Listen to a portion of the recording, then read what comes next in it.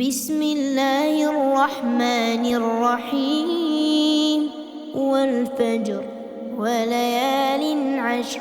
والشفع والوتر والليل إذا يسر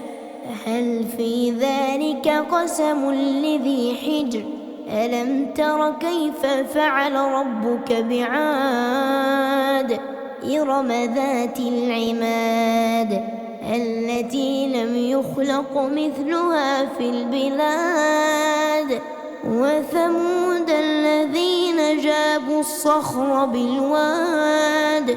وفرعون ذي الأوتاد الذين طغوا في البلاد فأكثروا فيها الفساد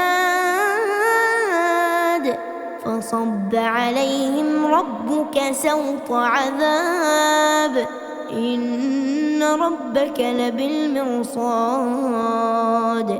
فأما الإنسان إذا ما ابتلاه ربه فأكرمه ونعمه فيقول ربي أكرمن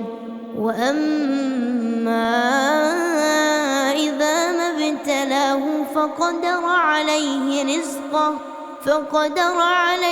رزقه فيقول ربي أهانن كلا بل لا تكرمون اليتيم ولا تحاضون على طعام المسكين وتأكلون التراث أكلا لما وتحبون المال حبا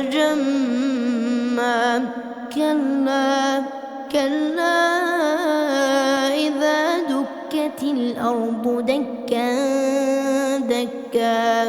وجاء ربك والملك صفا صفا وجيء يومئذ بجهنم يومئذ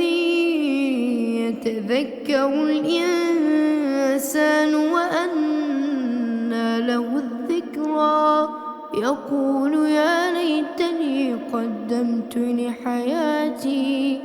فيومئذ لا يعذب عذابه أحد ولا يوثق وثاقه أحد يا أيتها النفس المطمئنة ارجعي إلى ربك راضية مرضية فادخلي في عبادي وادخلي جنتي.